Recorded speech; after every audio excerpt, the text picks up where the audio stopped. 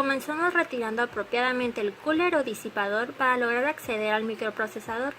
Una vez retirado, seguimos quitando cuidadosamente el microprocesador, teniendo así acceso directo al socket o zócalo.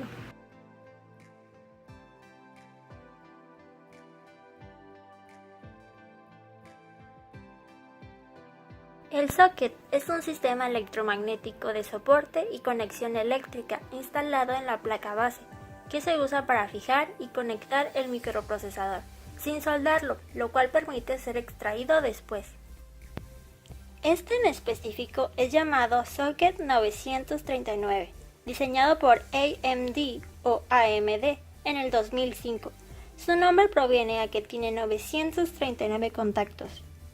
Posee una compatibilidad con los procesadores AMD Athlon 64, AMD Athlon 64FX y AMD Athlon 64X2 primordialmente, aunque también puede trabajar con algunos AMD Opteron de la serie One XX y algunos Cepron, que son una categoría o línea de microprocesador con arquitectura x86 fabricado por AMD. Tiene una frecuencia de bus frontal de 200 MHz de sistema de reloj. Tiene soporte para Dual Channel de las memorias DDR-SDRAM con un ancho de banda de 6.4 GB por segundo. Cabe mencionar que su socket predecesor es el AM2. Esta tarjeta madre tiene ranuras para memoria tipo DDR-SDRAM, que por sus siglas en inglés significa Double Data Rate Synchronous Dynamic Random Access Memory, o en español, memoria de acceso aleatorio, dinámico, sincrónica de doble velocidad de datos. Estas ranuras envían y reciben información a través del bus a un máximo entre 100 y 166 MHz a través de sus 184 pins, y solo pueden soportar una memoria RAM de un máximo de 1 GB. Por lo tanto, esta tarjeta madre solo puede trabajar con un máximo de 4 GB de memoria RAM. Estas memorias que se ven en pantalla son de tan solo 512 MB. En la actualidad, la memoria DDR-SDRAM es la que más voltaje necesita para trabajar, pero también la que menos datos por segundo transfiere.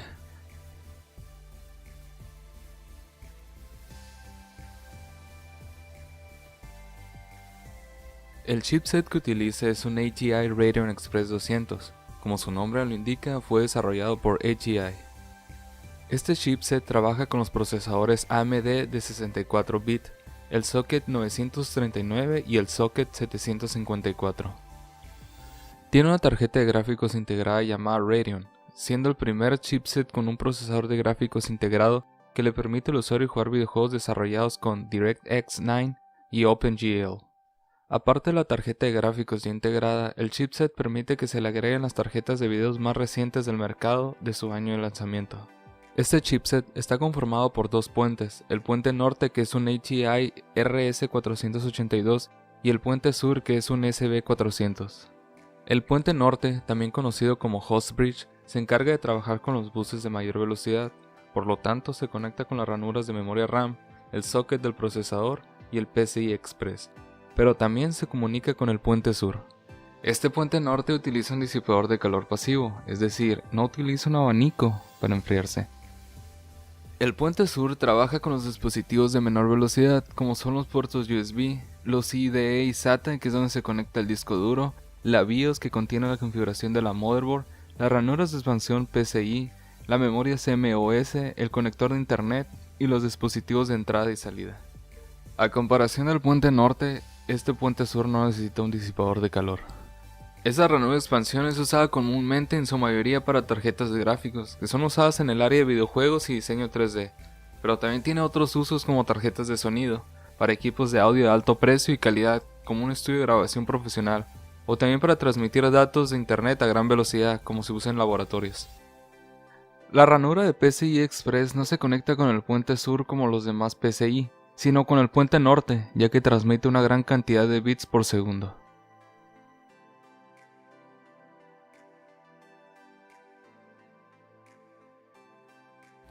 Los puertos son conexiones entre los diferentes periféricos, permitiendo el intercambio de datos con otros dispositivos. Normalmente, estos puertos se encuentran en la parte trasera de la computadora, contando con puertos para mouse, teclado un puerto paralelo, un puerto VGA, puerto 1394, puertos USB, un LAN, dos puertos USB más, una salida SPDIF, Line In, Line Out y micrófono. Esta placa base contiene dos puertos PS2, son conectores de 6 agujeros creados hace 32 años. Envían datos de 10 a 16 kHz. Fueron reemplazados por los USB. Su forma circular permite conectar mouse en caso de color verde y teclados para color violeta. Un puerto paralelo es el punto de conexión paralela utilizado para conectar diversos aparatos a la computadora, como impresoras, módems, entre otros. Se trata de un conector con 25 agujeros, 8 de datos, 4 control de salida, 5 de entrada y 8 tierra. Un VGA, utilizado para tarjetas de video y monitores de computadora, incluyendo algunas televisiones digitales. A pesar de haber sido creado en 1987, aún se siguen utilizando. Un puerto 1394. Es un tipo de conexión estándar para muchos tipos de dispositivos electrónicos, destinado a la entrada y salida de datos en serie a gran velocidad. Suele utilizarse para la interconexión de dispositivos digitales como cámaras digitales, videocámaras, algunas impresoras, discos duros externos y otros periféricos. Cuenta con 4 puertos para USB. Es el sucesor de la interfaz serial, diseñado para permitir la conexión múltiple, si es el caso, de varios aparatos a la computadora. Los fabricantes crean de 2 a 6 puertos USB en la placa base que se reconocen por su forma cuadrada. Un puerto de red de área local. Es un enchufe de Ethernet para RJ45. Es básicamente un dispositivo que permite, mediante un cable específico, la conexión y comunicación de 2 o más ordenadores para compartir datos entre sí. Una salida SPDIF. Es una interfaz para transmitir audio digital. Aunque la salida SPDIF es usada comúnmente a partir del 2011, ha sido superada por otras interfaces que pueden transmitir video y audio digital. Por último, cuenta con puertos audio line in, line out y micrófono, uno para cada uno. Están hechos para conectar cables de audio, ya sea audífonos, micrófonos y audio de entrada. La placa base de la computadora contiene una pila. Esta pila es una pequeña batería de tipo botón de 3 voltios. Su función es entregar la energía continua a la placa madre para que almacene la información de la BIOS y ser guardada en la memoria CMOS. Al retirar la pila, la BIOS se resetea. La pila también se encarga de alimentar el reloj en tiempo real de la computadora. Sin esta batería, sería imposible mantener con energía a determinados chips de la placa. Este pequeño rectángulo con la etiqueta amarilla que podemos observar es el BIOS o BIOS, cuyas siglas provienen del inglés, Basic Input Output System. Se encuentra unido a la placa base y contiene un software que localiza y reconoce todos los dispositivos necesarios para cargar el sistema operativo en la memoria RAM y así poder proporcionar el funcionamiento y la configuración del hardware del sistema. El BIOS usualmente está escrito en lenguaje ensamblador. Lo que podemos observar en pantalla son las ranuras de expansión PCI. Sus siglas significan interconexión de componentes periféricos. En este caso tenemos 3 ranuras. Como pueden ver, están identificadas con las siglas PCI 1, 2 y 3. Como su nombre lo dice, son para conectar dispositivos periféricos. Estas ranuras trabajan con velocidades de 133 MB a 32 bits o de 533 MB por segundo con 64 bits y 66 MHz.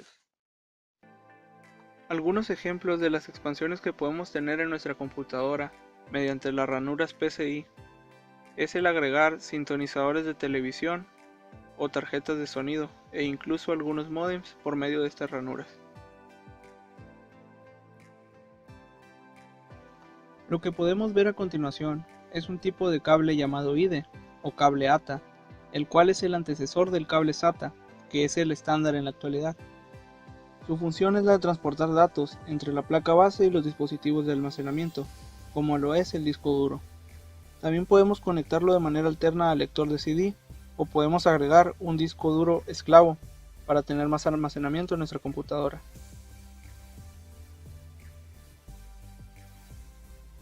Este conector es el que lleva la alimentación principal desde la fuente a la placa base. Suele estar compuesto por un conector principal de 20 pins y uno secundario de 4 pins. El porqué de esta separación se basa en que los ordenadores antiguos empleaban conectores de 20 pins para la alimentación de la placa base.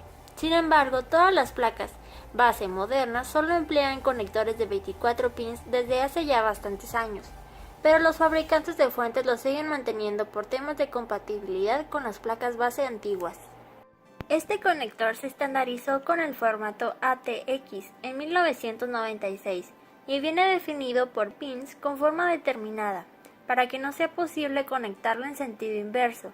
Incluye corrientes de 5 y 3.3 volts para alimentar a los diferentes componentes de la placa directamente con el voltaje necesario.